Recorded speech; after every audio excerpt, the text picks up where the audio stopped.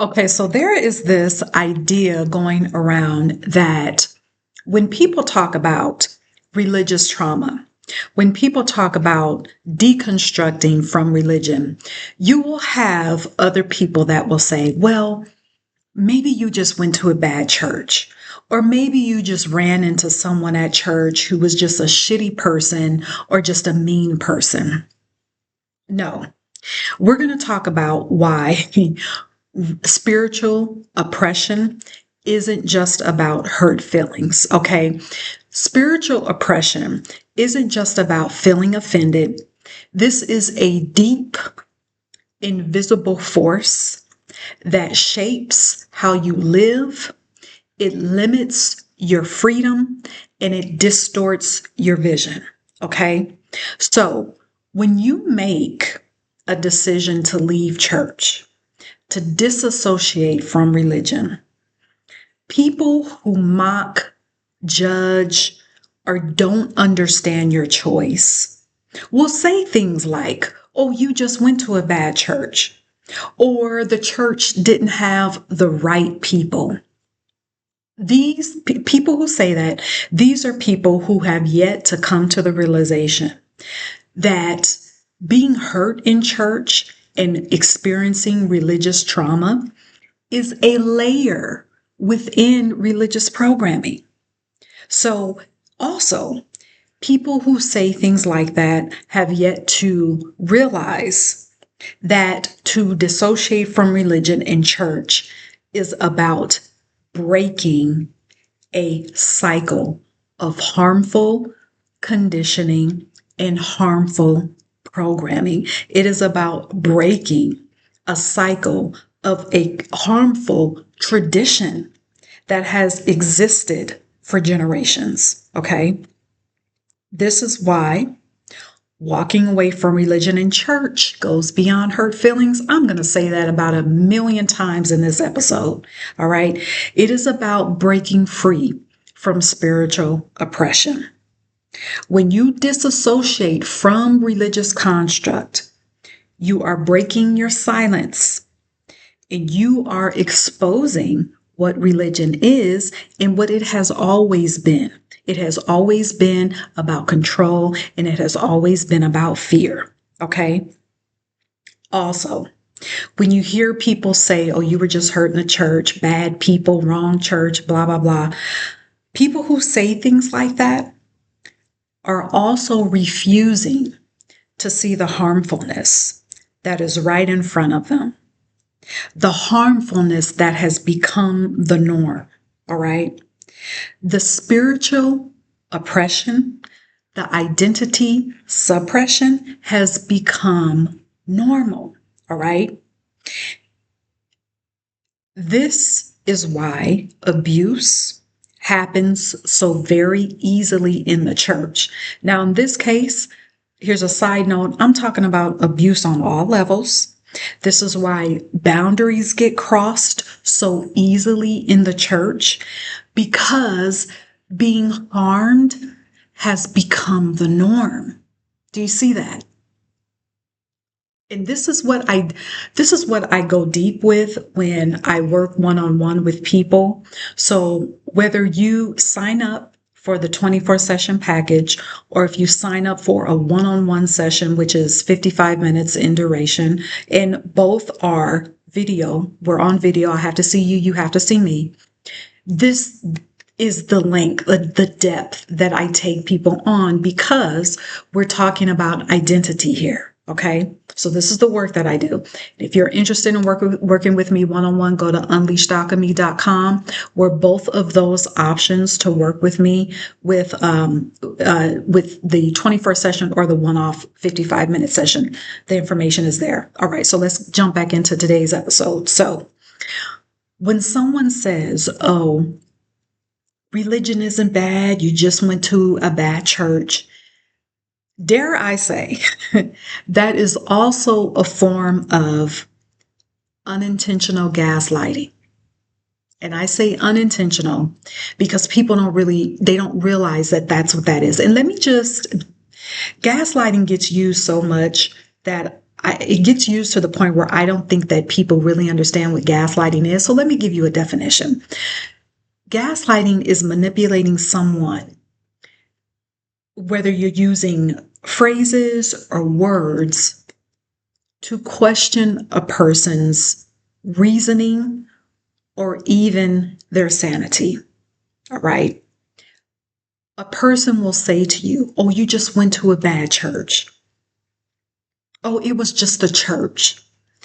A person does this too when they are projecting their own internal conflict. Instead of addressing and acknowledging the internal conflict, they will attempt to invalidate your realizations and your observations on what religion really is. Okay? This is why you will still see people that are bound by religious programming, saying that people who completely disassociate from religion just went to a bad church or they encountered some mean people. All right. Your disassociation, you have to realize how powerful this is. To walk away from religion is so powerful. Your disassociation is causing conflict, internal conflict within those that are still in bondage, because the origins of religion, why religion was started, why it's so damaging is right in their face.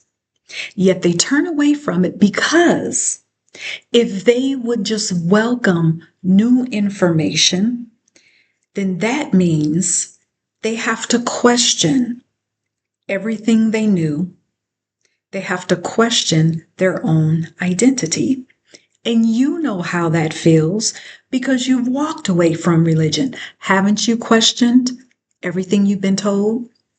Haven't you questioned the way that you've operated in life? Yes. So that goes along with it. So for those people that are still bound, instead of them stopping and saying, okay, wait a minute, I'm getting new information here. Instead of them allowing that new information to come in, they deal with that internal conflict by projecting that on to you.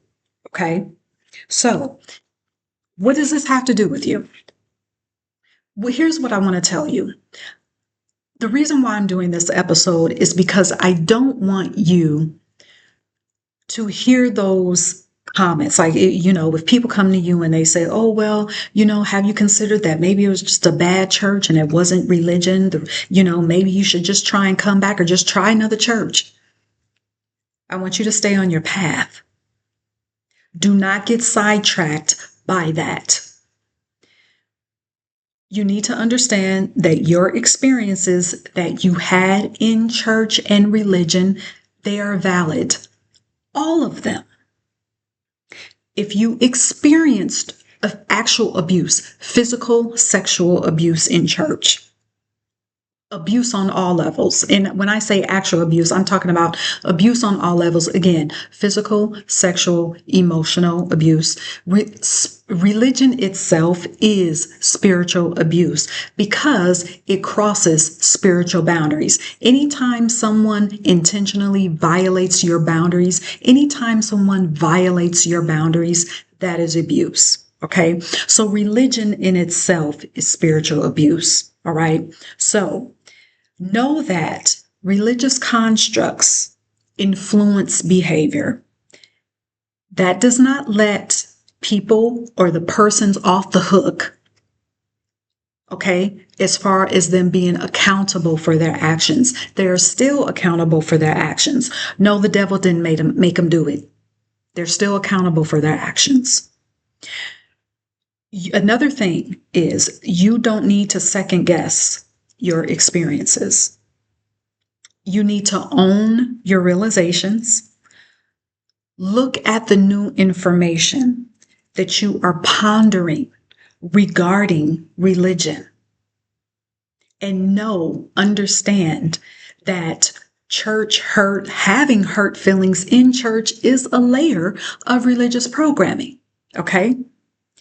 Allow your questions to exist. all while giving yourself the space to exist and the freedom to be free and be liberated in your existence. Okay. That could mean, what do I mean by that? Well, it could mean you cutting off conversation about religion. It could mean that you have to tell people, you know what, I'm not up for this conversation at the moment. If and when I ever decide to bring it up again, I will let you know. But until then, I'm not available for the conversation. It could mean you actually sitting through therapy and going to therapy for the physical abuse, for the sexual abuse that you may have experienced in church, sitting through therapy to what's the word that I want to use? To acknowledge the crossing of your spiritual boundaries, the spiritual abuse, the emotional abuse that you experienced in religion, in church. It could mean that. But do not allow someone to come to you and say, hey, it could have just been a bad church. No, that is invalidating your experiences. No, your experiences are valid. Your questions are valid.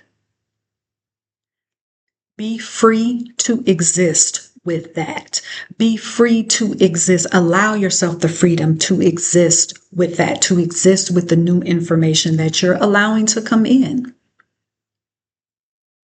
All right. So that's what I wanted to leave you with in today's episode.